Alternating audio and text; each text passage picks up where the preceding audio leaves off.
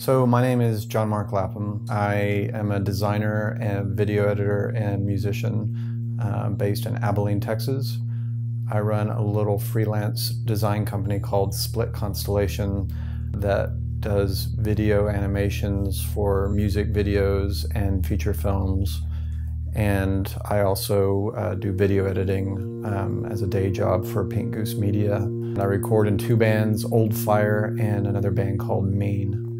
I'm a programmer, producer, keyboard player, and just all-around sound maker for those projects.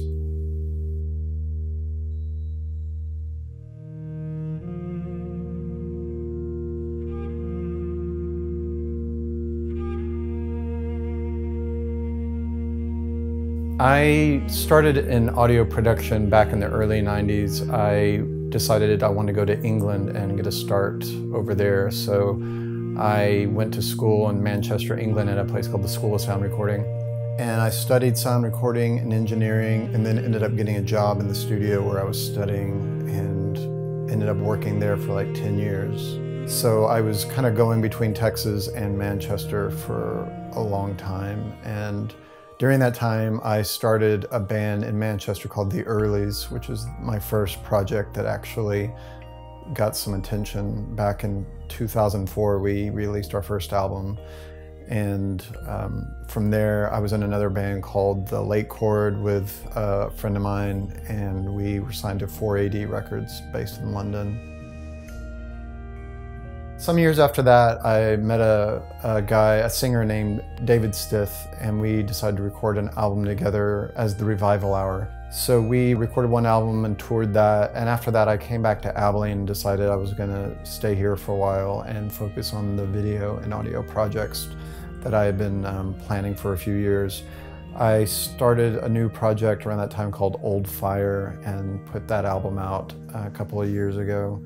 And then from there, I started another project called MIEN with a few guys that are in different bands, Alex Moss from the Black Angels, Tom First from a band called The Horrors, and Rishi Deer, who records under the name Elephant Stone. We put out one album and toured that in Europe last year.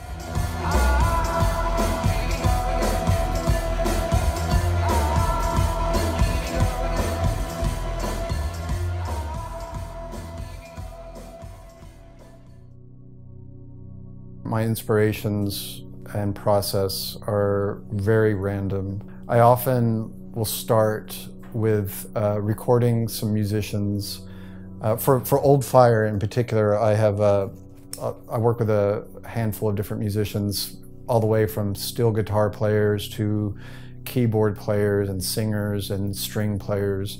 And I'll find a piece of music or I'll find an idea for them to improvise around and record an excess of audio that I can pull from. And then what I'll do is I will go through sampling phrases or loops or ideas from that and start building song with those loops. And very often I'll record so much surplus audio from different people for those ideas that will end up turning into several different songs. So on the new Old Fire EP that I'm working on now, I'm recording like a 5-part, like 20-minute song, and I've been sort of fleshing out like what's going to end up being a whole side of a record just off of a few steel guitar loops.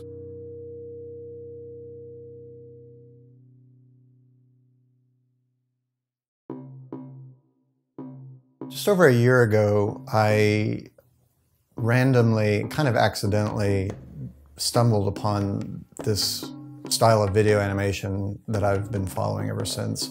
My band MIEN were needing a music video for a song of ours called Odyssey, and we were sort of brainstorming artists or people we could reach out to, and I had a surplus of magazines and random images that I cut out and scanned, and I just decided to, as an experiment, I'd try making sort of a stop motion animation video.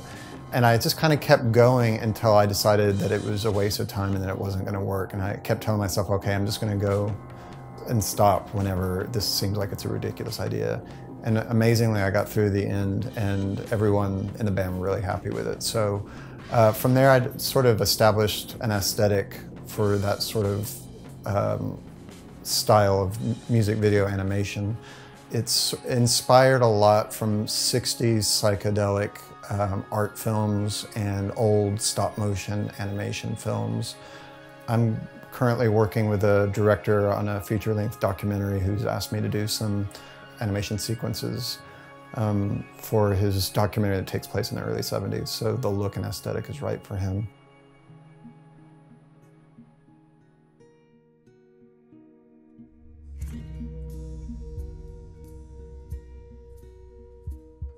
Before I came back to Abilene, I was at this weird crossroads where I could have actually gone anywhere. And I grew up here in Abilene, and I was debating whether I wanted to come back here or not. And I made a list of all the things that I wanted to accomplish in my life at the time, and those were all music or video-based projects. And it just felt like Abilene is a place where I could come and have little distraction, and I could get this work done. And it was a 2-year list I made, and that was 6 years ago. So I did actually get my list finished. But through that work, I've discovered how important it is for me to keep busy in this world. For me, it's like a very colorful place to be, like, you know, living in the world of sound or living in the world of sort of weird, psychedelic, surreal images and video. So I get this weird satisfaction from it, and it really satisfies me in a way that nothing else in my life does. So I try to stay in that world as much as possible. But being in a place like Abilene is oddly inspiring in that way as well, because there are so many great outlets here. We have like a great record store called Record Guys that I find a lot of interesting, weird records in that sometimes I'll sample, or I'll just be inspired by what I find there. We have just a lot of interesting, weird places that I find inspiring. I like urban decay.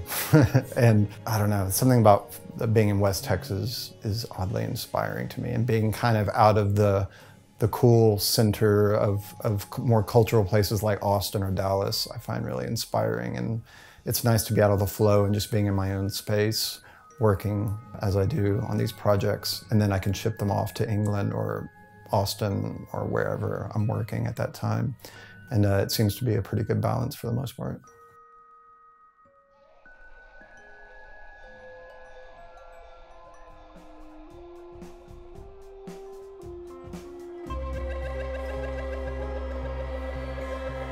It's hard to say where I'd be or what I'd be doing if I weren't doing what I'm doing here right now.